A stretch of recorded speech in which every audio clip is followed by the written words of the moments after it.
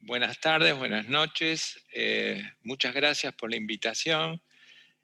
Para mí es un placer y un orgullo poder participar de esta reunión, ya que la misma tiene un objetivo muy importante, que es descubrir la enfermedad de Wilson, tratar la enfermedad de Wilson tempranamente y poder, entre todos, evitar los daños que provoca tal enfermedad.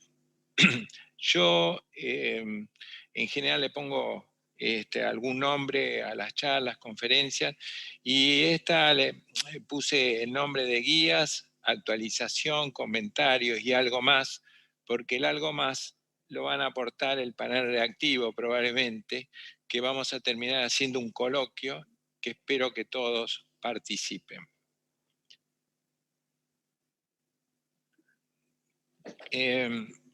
Yo no tengo conflicto de interés con esta presentación, si bien soy investigador de un laboratorio, no tengo ningún conflicto de interés con esta presentación. Los objetivos de la misma va a ser reconocer las distintas formas de presentación y las variantes clínicas de la enfermedad, examinar los conceptos actuales sobre las normas, guías, el estudio molecular y el tratamiento, y también valorar o, digamos, explicar el cribado familiar y el seguimiento general en la evolución de la enfermedad de Wilson y los pacientes. La historia de la enfermedad de Wilson no comienza hace pocos años. Esta es realmente una curva del tiempo, una flecha del tiempo, en el cual es parte de la historia original de una enfermedad. A mí particularmente me gusta mucho ver todos los que nos precedieron y todos los que hicieron lo que hoy podemos decir. Ya en el año entre el 1700 y 1800 había reportes o se reconocían algún grado de enfermedad que nadie sabía de qué se trataba. No se trataba porque eran fundamentalmente pacientes que tenían manifestaciones de tipo neurológico. En el año 1902 o 1903, Kaiser y Fleischer demostraron una particularidad corneal en algunos pacientes, que hoy lo conocemos como el anillo corneal de Kaiser y Fleischer. Pero fue en 1912 que Alexander Wilson, un americano neurólogo que trabajaba y estudiaba en Inglaterra, describe por primera vez los 12 primeros casos de la enfermedad. 1912. Ya ven que tenemos 109 años de recorrido de esta enfermedad. En 1913, un año después, se la reconoce como el responsable de la misma al cobre, y del 1913 pasan 30 años para que obtengamos algún tipo de tratamiento, que fue el tratamiento con VAR, que es un quelante. Posteriormente, la penicilamina en el 56, posteriormente la sal del zinc, el Trienten, y se hace el primer trasplante hepático de la enfermedad de Wilson en 1971. Pero recientemente, en 1993, ya muy cercano, se descubre la enfermedad en su expresión genética del gen, que es el ATPB7B, que es el responsable de esta enfermedad.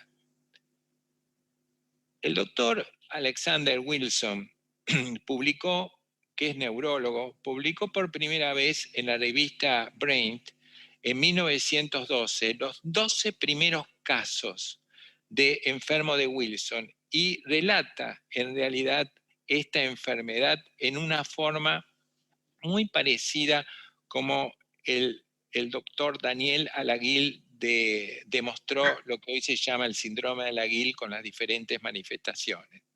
Él mostró algo muy interesante en su primera,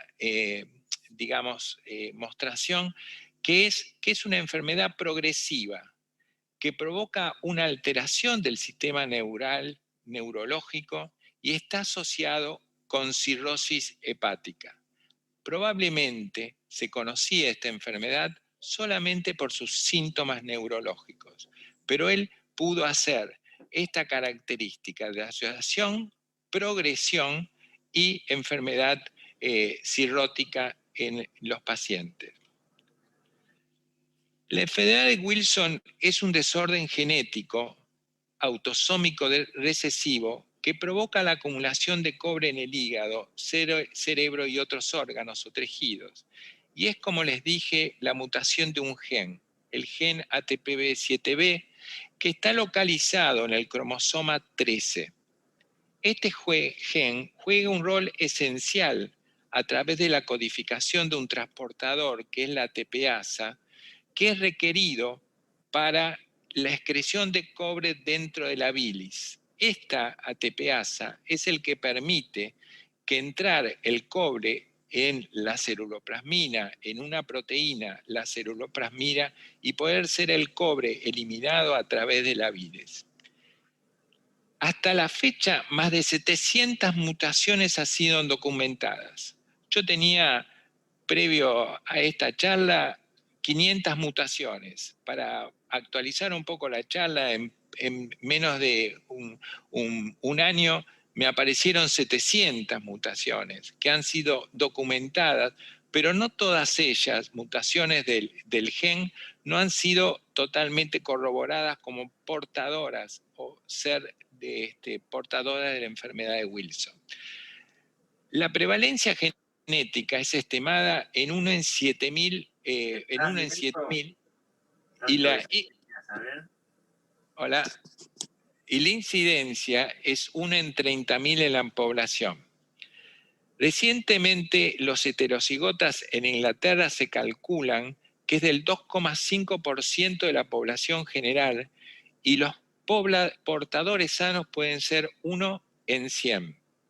Datos recientes de la Asociación de Euro-Wilson, desde el 2005 al 2009, reportaron en estos años 415 casos, la mitad de ellos niños adolescentes, que eran homocigotas o heterocigotas completos.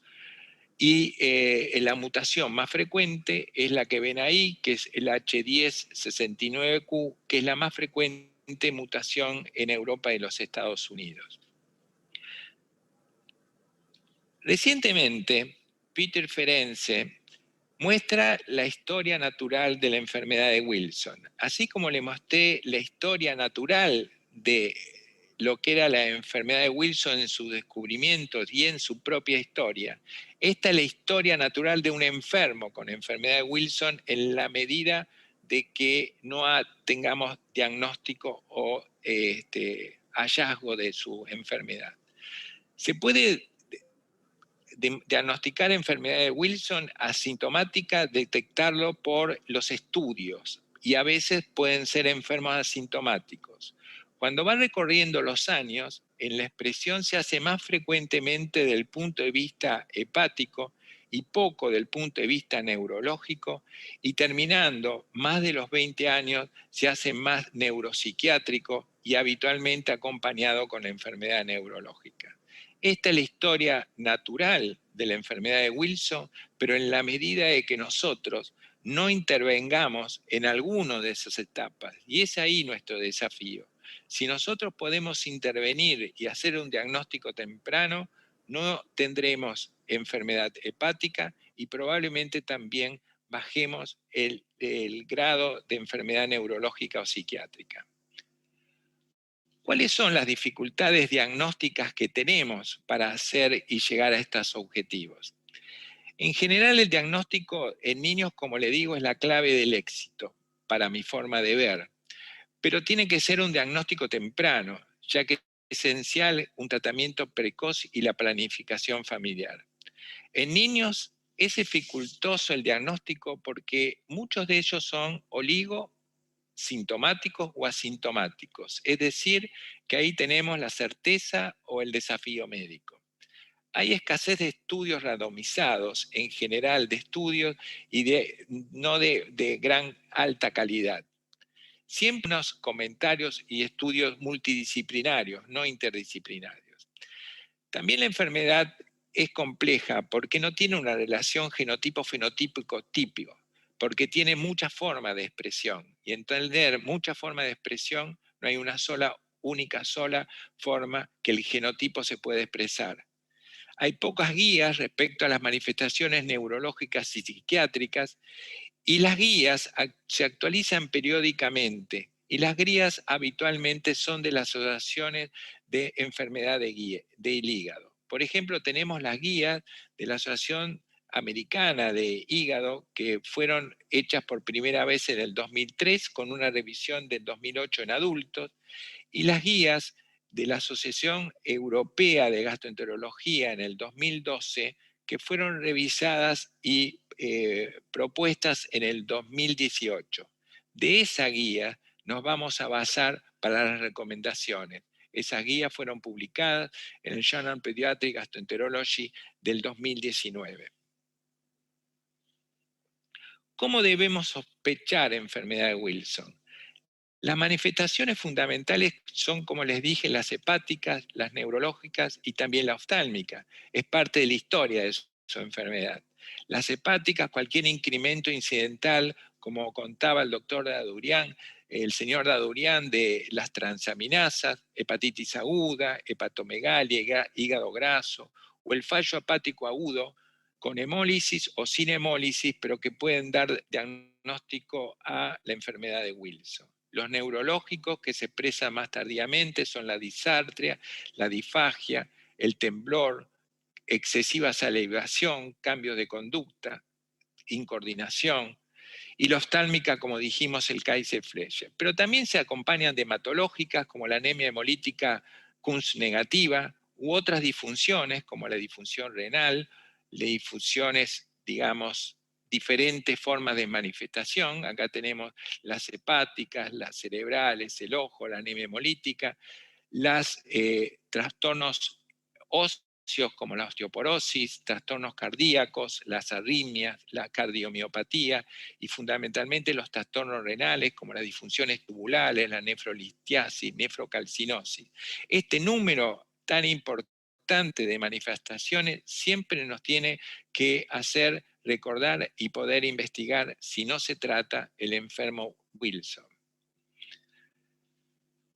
El año pasado la doctora E. Roberts hizo una reunión de la Sociedad de Wilson Americana, relató en diciembre del año pasado sobre las manifestaciones donde apuntan más en el compromiso clínico.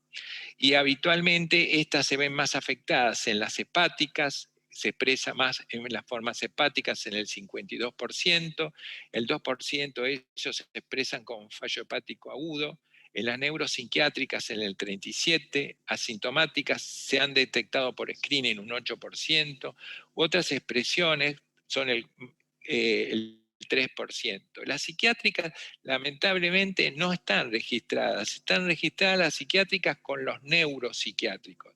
Probablemente son porque algunas manifestaciones psiquiátricas puras tienen datos inconsistentes.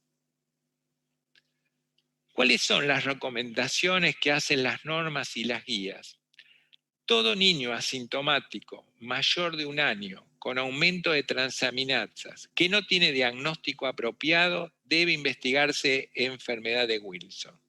Pero en general la enfermedad se expresa aproximadamente a partir de los 4 o 5 años. Es raramente sintomático, digamos, antes de eso, porque hay necesidad de que el cobre vaya haciendo su depósito. Sin embargo, en las guías que se han mostrado, hay trabajos polacos y trabajos de la India que hay manifestaciones como hepatitis en etapas más tempranas.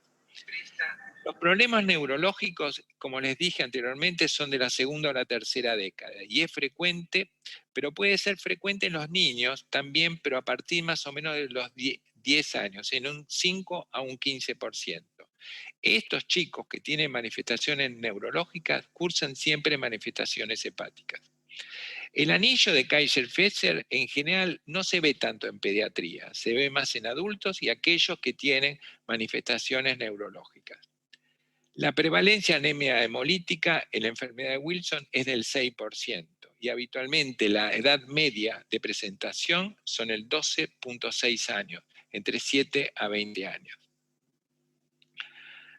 El diagnóstico de la enfermedad de Wilson descansa en el diagnóstico clínico y en pruebas de laboratorio. Las pruebas de laboratorio que hacen sustenta la misma son la proteína que se llama ceruloplasmina, el cobre sérico, el cobre urinario, la histología, el valor del cobre en tejido y el estudio molecular de las mutaciones. ¿Qué es la ceruloplasmina? La ceruloplasmina es una proteína de transporte del cobre que se une en el 90% del cobre circulante.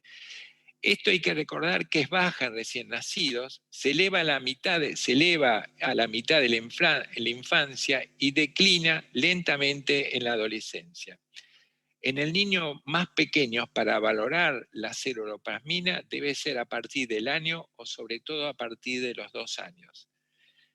Hay un umbral de corte. Ustedes le vamos a poder preguntar a la bioquímica los diferentes niveles de umbrales y diferentes pruebas de reacción para medir la ceruloplasmina. Pero el nivel de corte habitualmente, que tiene una sensibilidad del 93%, una especificidad del 100%, es un nivel de corte de 14 miligramos. Sabemos que la ceruloplasmina es de 20 miligramos para arriba y tener 20 miligramos es un nivel de corte con sensibilidad y especificidad, pero todavía muy baja la sensibilidad y especificidad, por eso al bajar el nivel de corte a 14, el diagnóstico se hace más certero.